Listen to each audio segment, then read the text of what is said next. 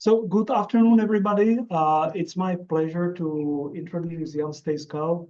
He is with the Czech University of Life Sciences in Prague. Prague is a beautiful city, and he's in the Department of Forest Genetics. And as the title says, he's forest geneticist. He has a PhD from the same institution, and he works in quantitative genetics and physiology. He's also experimentalist.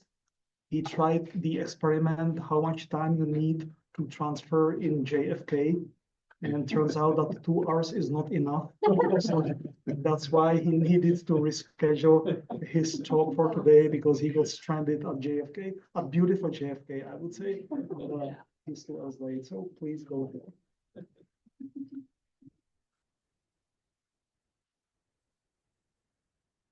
Thank you very much for a nice introduction, Bedřich, and it's really a great honor and pleasure to be here. Thank you for the chance.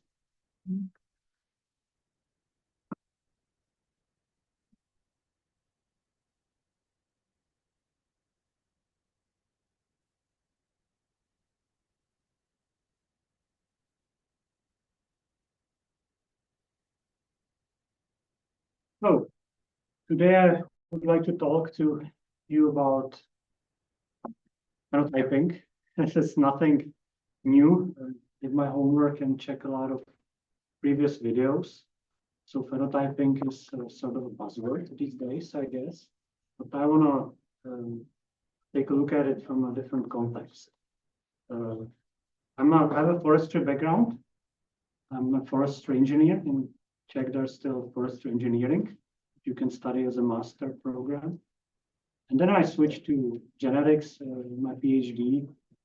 I've been working in plant hybridization, especially we were actually working in Christmas tree breeding, hybridizing different fir species, together with NC State back then.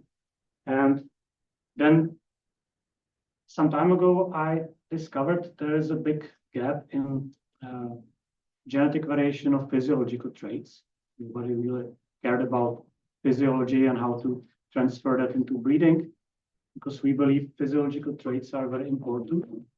And that brought me to optical traits, to hyperspectral imaging, and that will be the core of my talk today. So I will first start to introduce the major concepts we're using in evaluating our experiments, some background from quantitative genetics, but that won't take too much of my time. And then I will talk about the methods we're using and about some key findings we had in previous years, and hopefully conclude something for the future. So what is the role of high-throughput phenotyping in modern forestry? Yeah, well, I'm sure it's been a few years since these methods were acquired in different forestry disciplines. Namely, my colleagues from forest inventory were using these methods, were using drones many, many years ago. But it took some time to get these tools and methods into forest genetics. And hopefully today I will persuade you that it's useful also in genetics and breeding. The technologies that are involved these days span from imaging, sensing, and the analysis is usually done with some models, another buzzword that we call machine learning, but they're very often based in regression. So what are the challenges of phenotyping in general in forestry? Well, in the past, everything was very hard to do, and it took a lot of manpower. But the manpower is too expensive, way too expensive, even in the Eastern Bloc. So we are trying to somehow replace the manpower with the new techniques. And also, it's important to say that a lot of these old-fashioned ways are really prone to errors. And it's, of course, humane to make errors, but it's a big problem when you want precise data for your genetic evaluation. The cost implications of phenotyping. Well, there are many papers if you would read in genomics or genetics, and they talk about the big bottleneck these days. And the bottleneck is we actually have no problems acquiring the genotypes. There are S&P platforms, many species of trees that you can use, and the costs are getting lower and lower each day, and for the computation power is getting better. But the phenotyping became a bottleneck for all those reasons that I already mentioned. So it's actually slowing down the progress. So can we assess genetic variation of traits connected with growth, such as high DBH, whatever, and physiological and some other traits that we call adaptive or fitness traits that can be phenology, fructification, or maybe we can use the word coning. Can we actually evaluate them by the phenotyping tools we have today available? And last but not least, can we estimate the traditional parameters used in population genetics, such as heritability or genetic correlations? And if we estimate the genetic correlations, can we use the information to facilitate indirect selection? In other words, can we use these traits that we measure, let's say, using drones, to get some information about the growth and increment that would be much harder to get traditionally? So the key concepts I'll be using today, probably the most used word today will be heritability, either in the broad sense or in the narrow sense. And heritability, in other words, it will give us idea about the genetic variation connected with the given trait. So how much of the total variation could be attributed to the influence of genetics, vice versa, how much can be attributed to the environment. So this concept actually is very old, goes all the way back to Francis Galton to the 19th century, and was later formalized by Pearson. It's basically the first experiments connected with heritability were the Galton's experiments with human height. And that was actually the way how linear regression was formalized later. So the quantitative genetics and statistics are actually joined together from the very beginning. Today, we will also focus on the narrow sense heritability. And the narrow sense heritability is one of the key concepts connected with breeding, because it's a prerequisite any breeding progress. So it can be basically calculated, the genetic gain can be calculated with the narrow sense heritability and the selection differential. Just a simple example, if we increase the selection differential, we will improve the population, the genetic gain will be higher. If there's a zero heritability in the trait, there's no progress whatsoever. So we need to have a heritability in a trait, and that will facilitate breeding endeavors. And then other key concepts that I will be talking about today is the genetic correlation, either of the type A, which would be the correlation between different traits. And that's another prerequisite, this time for indirect selection. So if you want to use surrogate traits, the traits that are measured, let's say, easier or cheaper, to get some information about those traits that are hard to measure, then we need to have the significant genetic correlation of type A between those two traits.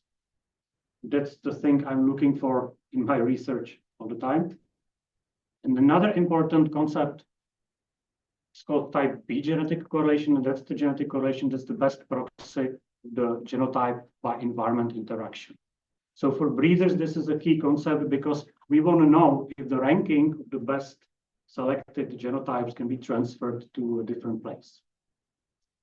Is the selection decision transferable with the environment?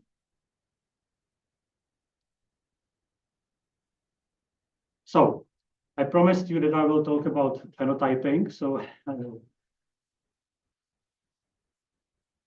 without a delay, let me jump into some of the key concepts that we've been using in the past years. And it started, the collaboration with Charles University, which is the oldest and most well-known university in Czech Republic. Actually, it was the oldest university in Europe, north of the Alps, established in the 14th century. And we started collaboration in 2014. And we started learning from them how to use their methods and their tools in our research. And the first paper we published was about the genetic variation of chlorophyll fluorescence. Chlorophyll fluorescence is a very important concept connected with photosynthesis. So this is again, good way how to somehow evaluate the rate of photosynthesis in trees or other species, of course. And in this specific paper, we've been working with the variable fluorescence of chlorophyll A. It is a nice thing to measure because it will give you, it's a good proxy of stress in plants. So you can calculate various indices based on this so-called OGIP curve that can be seen from this figure.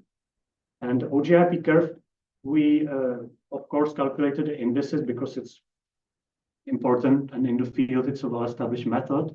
But we took also a different direction. We look into the variation along the OGIP curve. And we estimated heritable variation along the curve with the finding that there is a significant heritable variation attributed to chlorophyll fluorescence. It is rather low, but it's significant. And the explanation for that most probably is that the chlorophyll fluorescence undergone big selection pressure through the history of the species and plants and the evolution of the plants, because it's a trait connected very much with photosynthesis.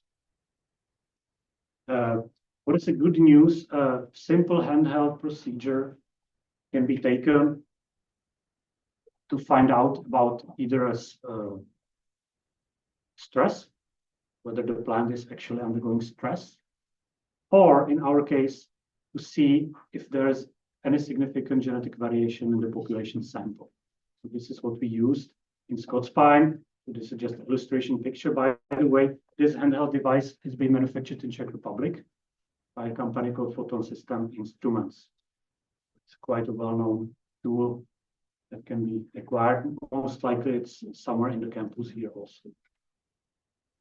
The second study that I would like to present is a methodical paper published last year. And actually, this is second step we took with the chlorophyll fluorescence. Of course, we're dealing with this trait much more often, not just these two studies, but in the second study, I think it's quite interesting because we came up with in collaboration with the University of Eastern Finland, we came up with a new method how to treat this OGIP. So we actually tested the derivations along the curve, and we found a significant variation attributed with the inflection points, this OGIP curve. So in a long story short, with the derivation, you can actually tackle the variability on the upper figure, the plot at the top. Those are two provenances from very north of Finland and very south of Finland. And they actually reflect local adaptations, and you can actually detect the local adaptation much better if you derivate the OGIP. And on the bottom, there is a diurnal variation in the fluorescence. So it's a daily variation, depends on the time of day when you measure. And that's quite substantial. But again, we took the derivation as a magnifying glass to look into the trait. So we saw the variation between the different periods of the day were more visible after the derivation. So I want to talk a little bit about the materials that we're using. So before I dig deeper, we're mostly using conifers. The reason for that is that there are the more important species in Czech Republic used in reproducing timber. On the other hand, it's a big challenge sometimes because those characteristics of the needles. And then as a geneticist, the genomes are enormous. So that's another drawback of conifers, but that's the material we're working with. And we also working in different parts of Europe, assessing progeny provenance trials with our collaborators in Denmark, Finland, and Norway. And we're especially interested in populations that have a certain structure. So that a good example of that would be a seed orchard. So here you can see two different seed orchards, one from the aerial photo and the second one pictured from the ground. Scots pine and the Norway spruce examples. And the seed orchards are very useful because they're often transplanted to different locations. Usually, it's not a scientific decision, it's simply the surplus of the graftings. So there's a graftings, nobody wants to throw them away. So they plant them, like, let's say, 200 miles apart.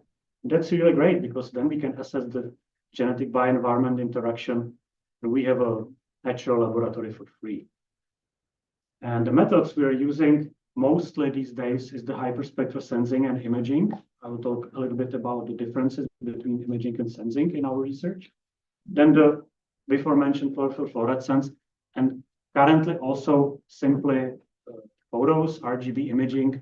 That's the cheapest, fastest way. And it's giving surprisingly interesting and informative results, I will say at the end of the talk.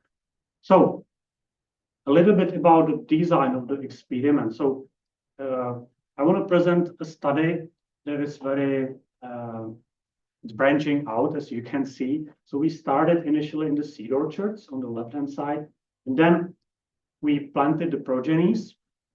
So we look into the variation among different populations, different seed orchards, and also the within population variation in these seedlings.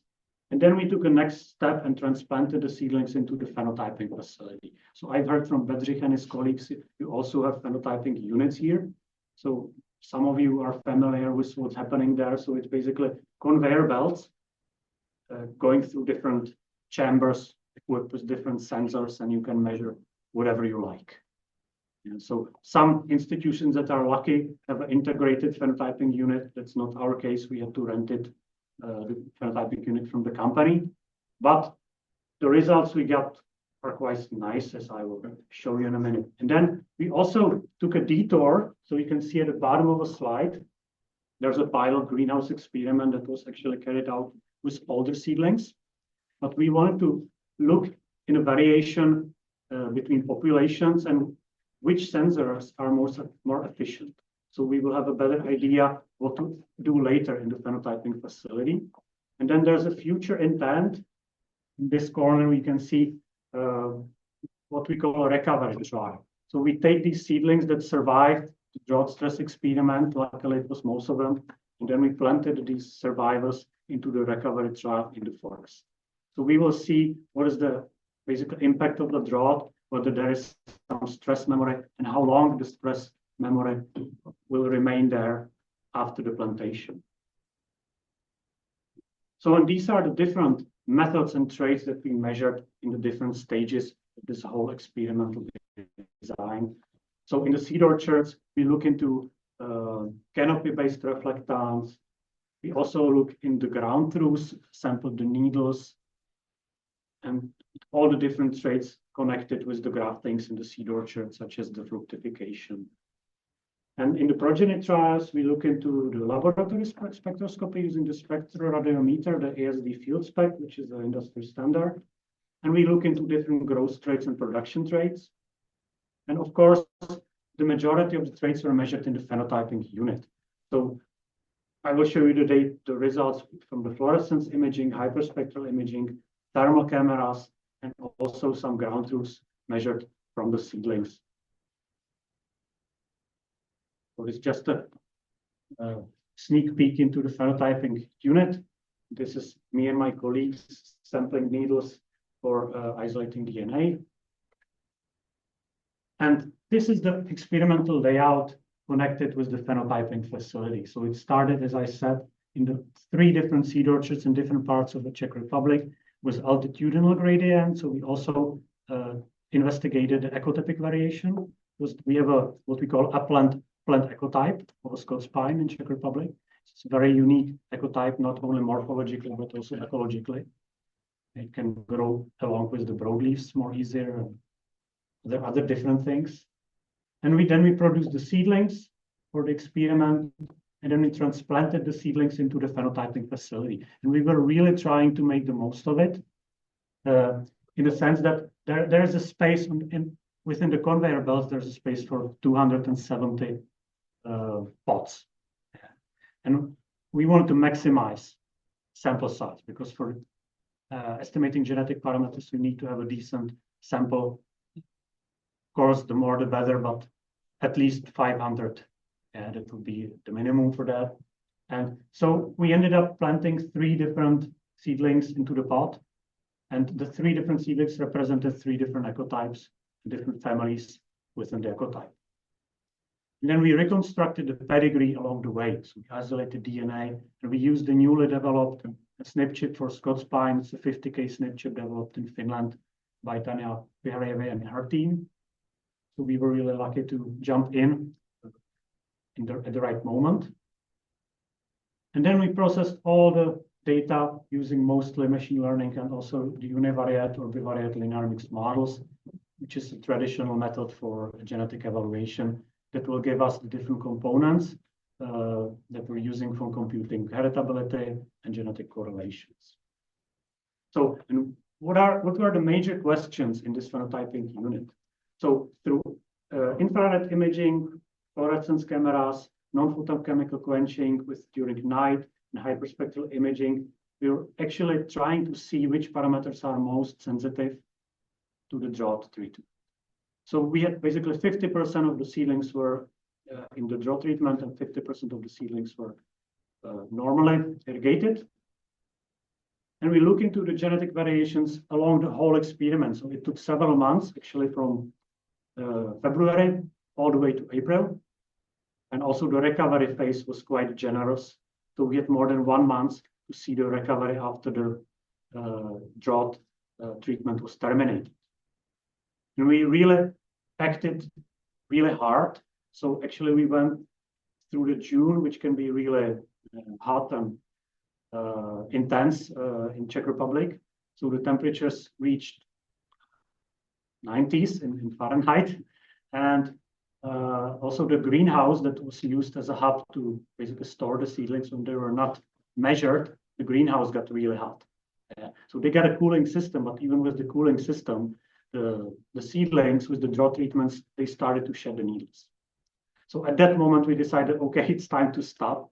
We want to have seedlings for the recovery because we spend a lot of money in genotyping. So this is where the treatment ended and the recovery started. And of course, last but not least, we are asking one of the major questions: which of the 3 populations is the most resilient to drought? So these are some of the results, definitely more than this. But on the left-hand side, you can observe the variation in different fluorescence parameters. So the fluorescence measured during the night after the dark adaptation, and fluorescence measured during the day. It's a different camera with a different sensor. And basically what we see here in blue, we see the different shades of blue represent the different populations in the control treatment, and in the red, we see the different populations in the drought treatment. And we can see there's a big division coming with the drought stress. And the drought stress basically starts here, right here. And the drought stress can be somehow quantified with the soil scientists that were in our team. We established a permanent melting point. So it's connected with the attributes of the soil. So after the permanent melting point, the plants are really, say, feeling the stress. So as you can see from the slides, the biggest division between the control and treatment is probably in the upper parameters. These are the best indicators in a broad sense. That's the fluorescence measured during the night and the fluorescence measured during the day. And the other traits like delta T at the bottom, the difference between the temperature of the plants and the ambient temperature. But it's also quite informative, but as you see, the curves behave quite differently. Then on the right-hand side, we see different pictures. So these points, those are the values of heritability. This is what is interesting for us in the terms of quantitative genetics. And we see there's in some of these traits measured, there is a certain variation along the curve. So the heritability is actually changing with time. In some other parameters, it's less visible, and the error bars just overshadow the difference. But we've seen this in some other experiments, in some other traits, that if you establish a stress treatment, you can usually lose your genetic variation in the trait observed. It's probably connected also with the modeling, because the stress treatment in the mixed linear model is usually a fixed effect. It sometimes happens, not always, that the fixed effect will just soak out the variation that basically is getting lost from the random effect, which is the genetics. So this is not that unusual, but I mean, it's not usual to see it in this picture. And I forgot to mention that we were the first crazy mad scientists who put the trees into this phenotyping facility. It hasn't been done before. They've been working with wheat, barley, potatoes, tomatoes, never trees. And the first tree they got was the Scots pine. So basically for their established methodology, it was a nightmare, because I will talk about it right now. With the hyperspectral imaging, it's a big problem. So now we're working on this paper. Actually, it has been submitted already by my colleague Eva. And this was a big challenge, because the phenotyping unit working with herbs or crops, they are used to much broader leaves, different pictures.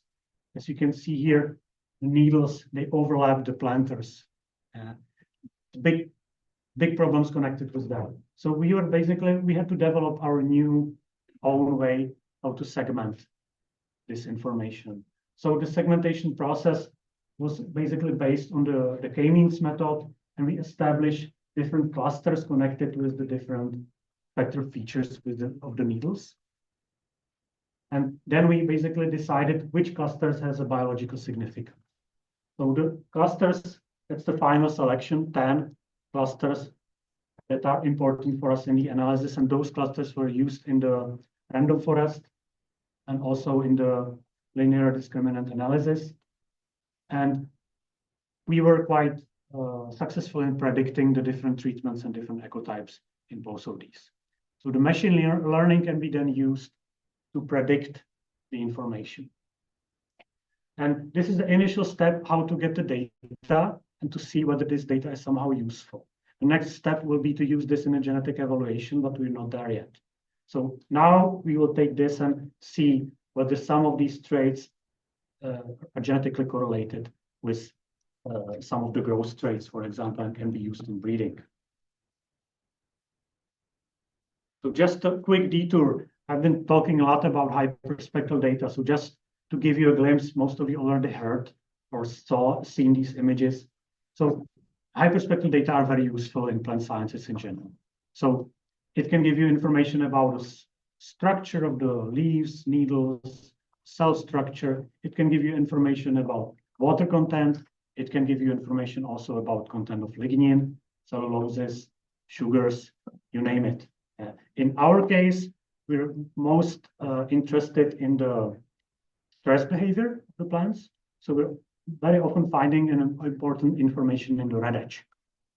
That's the very end of the visible spectrum. And then the variation, let's say, to the structure of the needles and how you stack the needles during the measurement, that will show up in the near infrared plateau. So those are usually the key features that we're looking at. And there are different ways how to tackle this. So I already mentioned the industry standard, which is the ASD field spec. These days, everybody owns the ASD field spec. So there are other spectrometers, but basically this one is the most favorite, as I understood. And so you can see the picture of the ASD, and then with the different equipment that can be attached to that.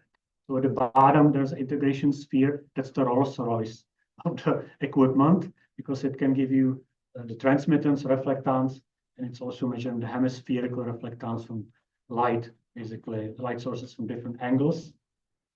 We're using that sometimes, but it takes more time. So it's definitely not a high throughput technique. But we're also using simplified methods. One of them would be the handheld fiber optic cable. On this picture, you can see the handheld fiber optic connected to this one, ASD field spec, without the light source. So that's just a pistol grip connected to the optical cable. So that's the way how to speed up the process, basically.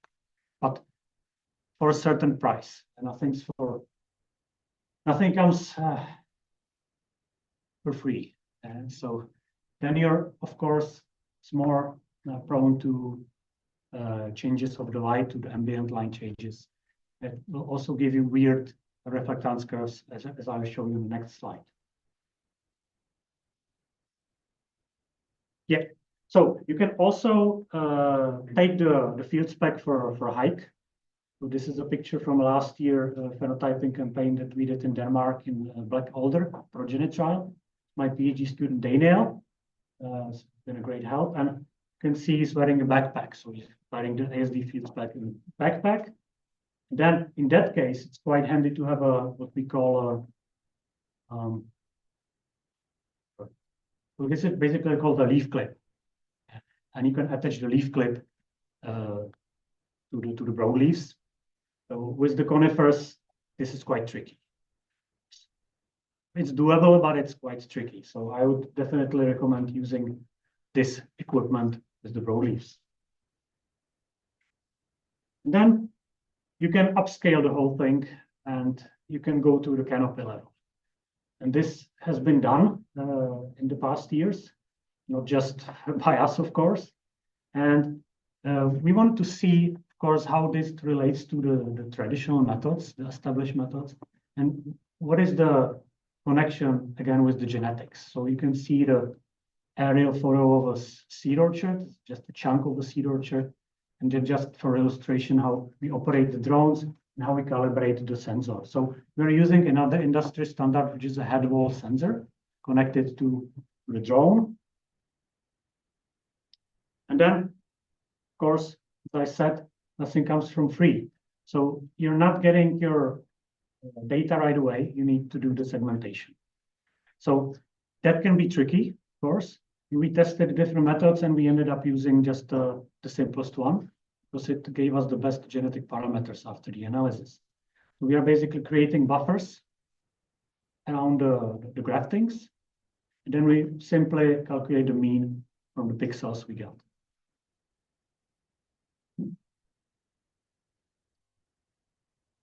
And just to give you a little bit of the background, this was another very important paper for us that we published with Charles University and some other international co-authors. That's the one where we found a significant peak in red edge. That's why we became quite obsessed with the end of the visible spectra. So we published this paper 2018, I believe, and when we wrote the discussion, we found this quite obscure dissertation thesis from Guelph, Canada. It was a maize breeder, and that was the only mention of the visible peak in red edge, the maximum of the genetic variation connected with the red edge. So we saw, okay, we are onto something. And then in many other trials, in many other experiments, we found a similar shape that you see here. So there are peaks in the visible, then there's a important peak in the red edge, and then the heritable variation drops within the near infrared. This is the plot actually published in the paper I just showed you. So you can see the peak is located in the red edge, as I said. And there's also heritable variation in the shortwave infrared. So as the wavelength is getting longer, you're not losing the genetic signal. It stays there, but it's substantially lower.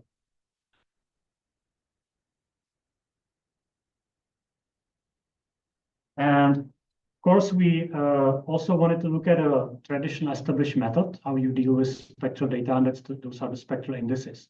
So another example from that paper, we basically evaluated all the spectral indices previously published in the Scott Spine, and we were not really happy with the results because the heritability was kind of lower than just a simple heritability along the wave, along all these wavelengths. So we decided to create our own index, as most people do, but we didn't name it after ourselves. But as you can see, as you're moving closer to those red edge wavelengths around 700 nanometers, the heritable variation goes up. So if you construct deliberately construct the vegetation index there, you will get a higher heritable variation. And it's true with the NDVIs, and it's also true with the simple ratio indices. Okay, and then we became a bit lazy because it took a lot of time to measure this hyperspectral reflectance with the contact probe. So we said, okay, we get rid of the contact probe and we use just the optical cable because it will be fast. So, and it resulted in this paper published last year, with this funny title, Making the Genotypic Variation Visible. And I'm swearing it was not inspired by your former president. It was just it's just a pure coincidence. And basically what we found actually a very useful tool how to distinguish between populations using machine learning and hyperspectral data. So what we did, normally with the contact probe, you have a directional light source. But if you get rid of the contact probe, you're getting somewhere here to the hemispherical reflectance.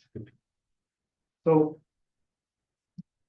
we used a very simple experimental layout similar to this, just the planters with the replicated populations. And then this is not an RGB study, so this is just illustrated picture. Yeah? We didn't need to do the segmentation.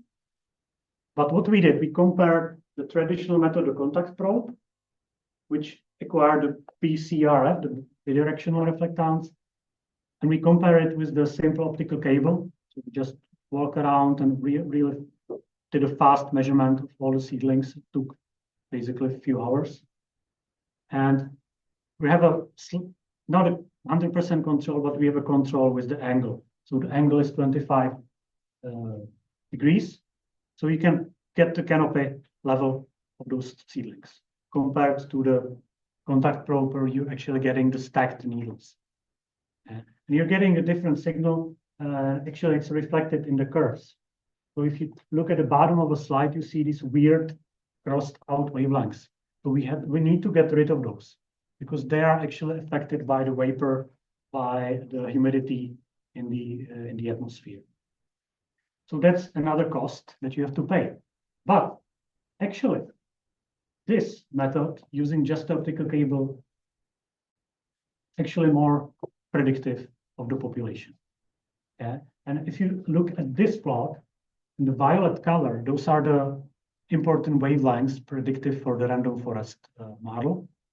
And you can see there's much more pink colors in the near infrared and also in the shortwave infrared. So this is what we found, and this explains the better R-squares of the random forest. No, not the R-square, the error rate is better using this cable method. So this is what makes the genetic variation visible. So now I will move on to the canopy level, but again measured from the drones. And in this study, hasn't been published yet, hopefully it will be soon. We are actually, we were collecting in several seasons and in different sites because we wanted to see this genotype by environment interaction. We also wanted to see, the breeders call it age by age correlation, but if you measure in 2 consecutive years, one of my colleagues told me you cannot call it age by age, it's year by year, right? Because those years are more and more similar. But in the reflectance, you can, it's quite unstable. it happens quite often that you will get a different mean reflectance in spring compared to the reflectance measured in September, for example. Yeah, because the vegetation accumulates chlorophyll, you have more, the needles, the new needles are getting older and there's a different color. So this will all affect the measurements. So in this study, we basically measured in August of 1 year and in August of another year. And we get surprisingly stable results, as I will show you right now. So these are the different plots. In this time, this was measured as a kind of a ground control. This was measured with the field spec. So on the needle level, we're getting this picture. So you can see the reflectance curve in blue, and in this violet or pink color, you can observe the heritable variation along the whole curve. So what we observe here is pretty much that in one of the sites that has the same clones, same graftings of the same genotypes, we're losing the heritability near infrared. So what to say about it? Well, it can be attributed to the environmental differences. There are different soils, which is actually verified by the soil science again. There are different precipitation and these kind of things. But in the visible, in short-wave infrared, we're getting similar patterns of heritable variation. So this is actually in compliance with the current literature, which is this great paper from UBC. They were very successful in tackling the growth trait, the production traits, using spectral data. And then they're modeled across a big part of Canada. So this is one of my favorite papers recently. And this is already the before mentioned figures connected with the type B genetic correlation. That's, as I said, a proxy of the G by E. And on the left-hand side, this year-to-year genetic correlation at the same site. So what to take from this? You can see there's a similar pattern. The green curve at the top and the orange curve, they look pretty similar. Of course, there's a restricted bandwidth, because this is the sensor, the head wall sensor operated on a drone. So we're not getting the full picture. But compared with the ground truths, we're also getting significant type B genetic correlations in the visible part. And what does it says to us? Well, it says that basically the ranking of the clones, so we calculate the breeding values, then we rank them like this. You can see there's a different scale, a little bit different scale. So there's a slight G by E by scale. The variation is slightly different, but those lines are mostly parallel. So the ranking is not changing. That's an important news, but it's only at the visible part. And this type B genetic correlation completely drops in the near infrared, and you'll get this mess. So that says the ranking basically doesn't stay stable in the near infrared. So if the breeder would be informed only by the near infrared spectra, he would get this, and it's not reliable.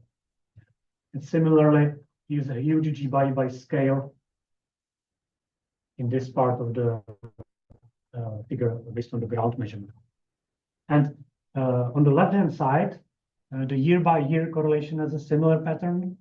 So if you stay in the first wavelengths of the visible, you're getting the maximum correlation between the years. And also the lines are quite parallel. And as you move to the near infrared plateau, the lines start to cross. That says the ranking of the genotypes, the selection decision would not be valid as you moved, if you move across the years. So these are just for illustration. I will very briefly show you these figures. So again, as you can see from the blue line, this is just the near infrared and visible, not the complete picture. This is what you'll get from the head wall sensor carried on the drone. And again, the pattern remains the same. So the heritability is maximum at the beginning of the visible spectra. And then it slowly drops, but it's still significant. It's a nice standard error, because with the drone, you can measure all the graftings. So you have all the data from the complete seed orchard, which wouldn't be possible when you're measuring from the ground. And this is another year. So there's a slight year-to-year variation here, as you can see, but the pattern remains similar. and this is the different site with the same clones. The picture stays almost the same. So the pattern of heritable variation remains the same. So that's a good news for us. Then I also look into the what we call functional traits. I'm not going to spend too much time with that, but this is what you measure on the level of needles, the biochemical traits, chlorophyll content, carotenoids. And what is interesting for us, which is like a novel information that we haven't quite expect, maybe a little bit, is that the ratio of the carotenoids to the total chlorophylls has higher heritable variation compared to the pure chlorophylls, which is interesting because in the literature you can actually find a lot of mentions about this ratio, that it can be informative and relates to stress. So in other words, we can use this more successfully in selection compared to the pure chlorophyll content. The ratio could be more informative, and also the genetic correlation is higher between those two sites, which is good. And other traits that you can measure from needles really simply just by getting the water content and just by scanning. So you'll get an area of the needles. Those are the traits such as needle length, leaf mass area, needle water content, and equivalent water thickness. And as you can see, most of them are actually also heritable.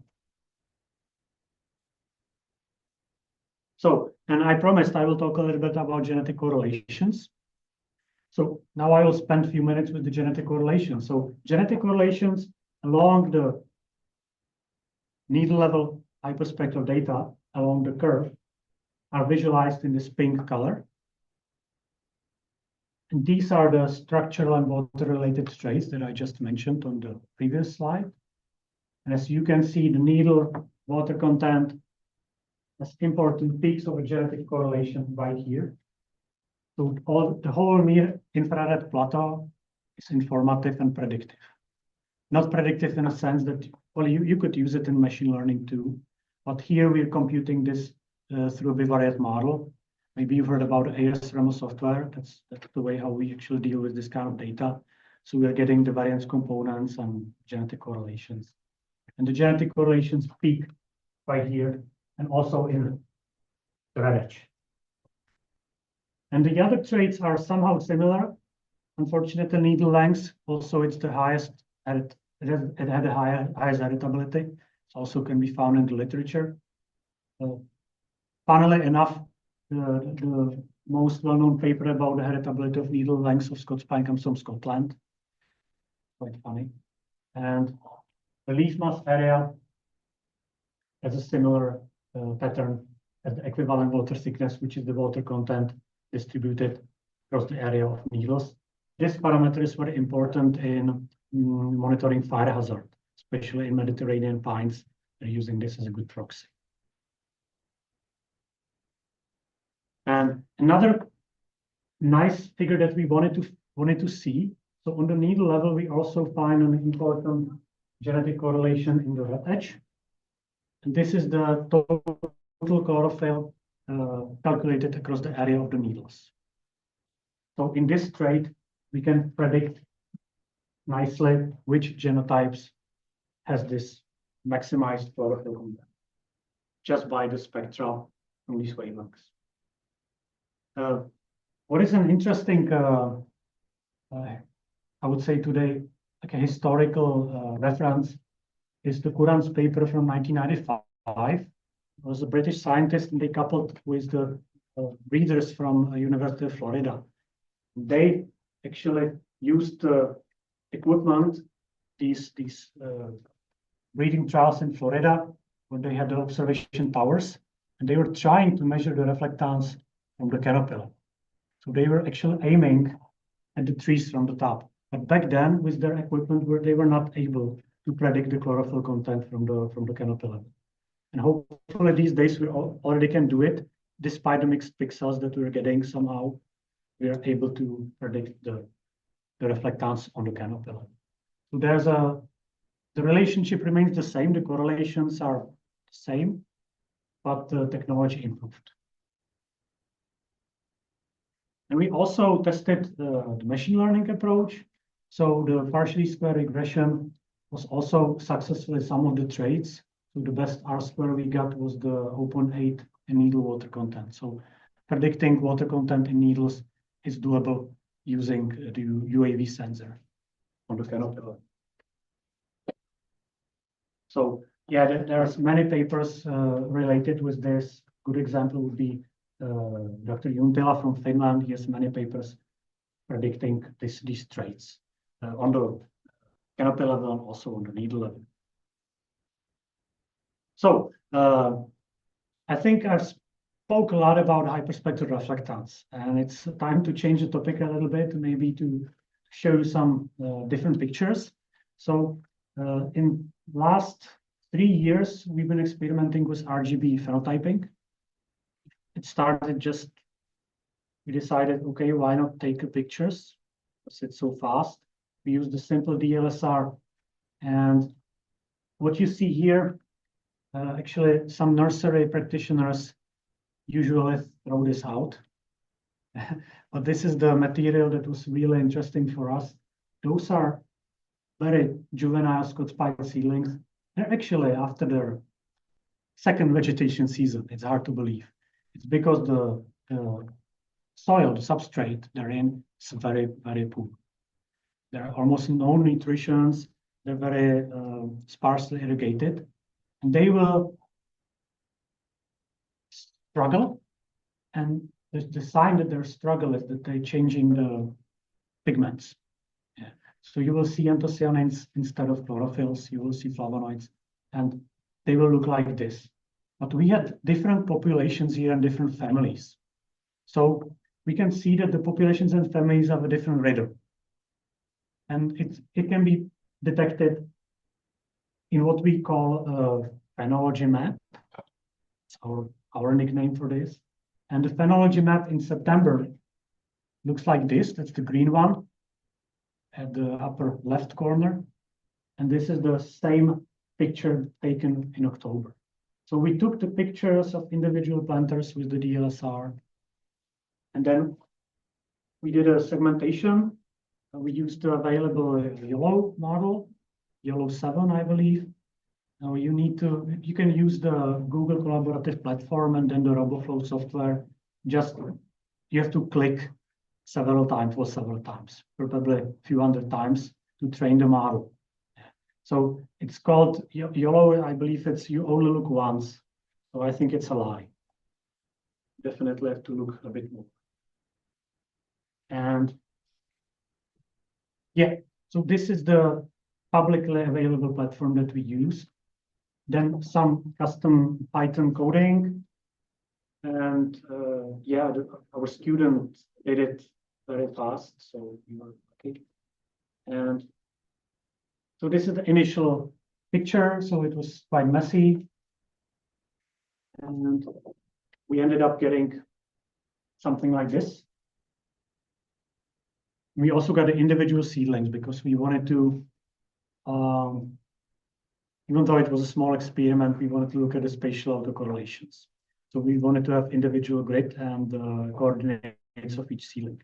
So there was like extra work that was worth it because there were significant spatial autocorrelations in one direction at least. Yeah. So this is basically the workflow of this experiment. First, the image acquisition, then you need to split the planters, segment the images, and post-process and get the phenology map. But that's not all. Yeah? We also got a nice separation between the dates of the measurement. We also got a nice separation on PCA between the populations. And we also we were able to do genetic modeling. So we got the heritability of the R, G, and B channel. And we also got the differences between populations. And then we also look into the hue, saturation, and value. So the hue, saturation, and value could be represented like this. So there's also separation and hue, saturation, and value. Well, now maybe I should tell you more about the motivation of this. Because, of course, the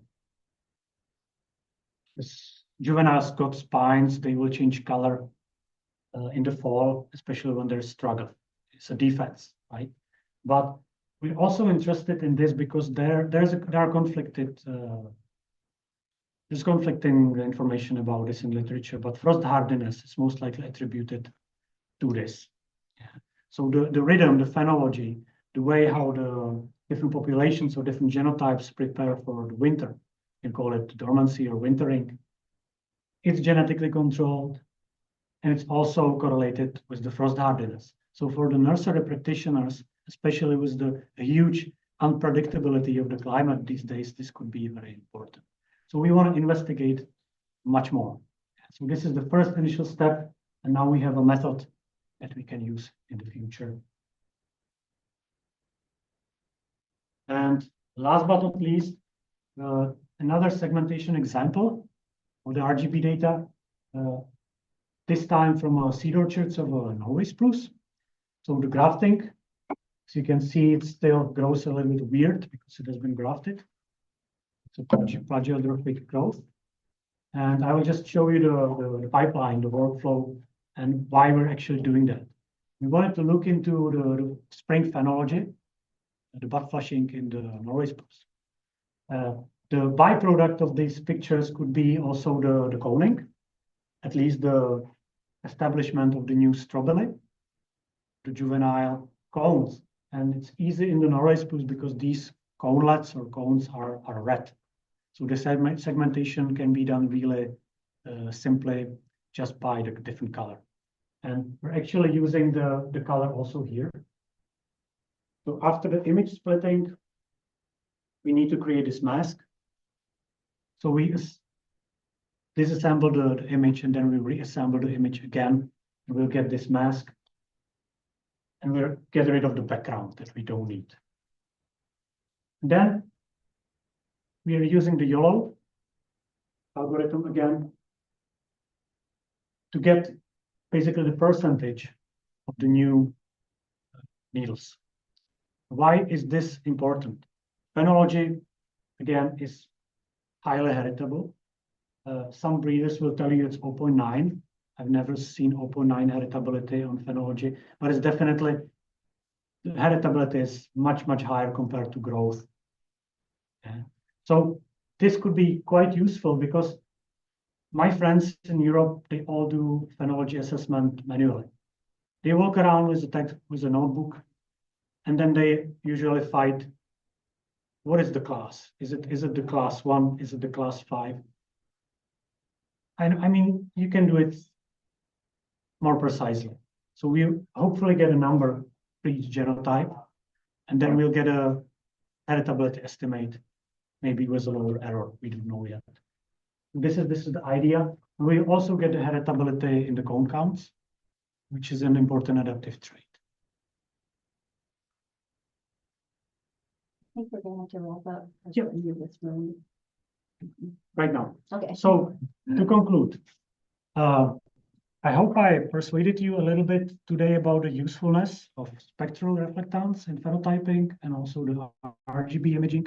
It's very simple and very useful, not just in forestry. And as you see, we found significant genetic correlations that are useful for predicting these traits or some other traits by this. And we also effectively use the PLSR. And in the future, hopefully, we will demonstrate the potential of these methods in breeding in many more case studies.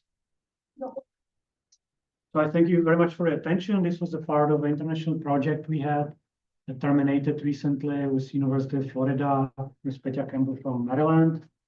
And these are my colleagues that I would like to acknowledge that helped me a lot with coding and everything. So, and thank you for your attention and for having me. Great pleasure.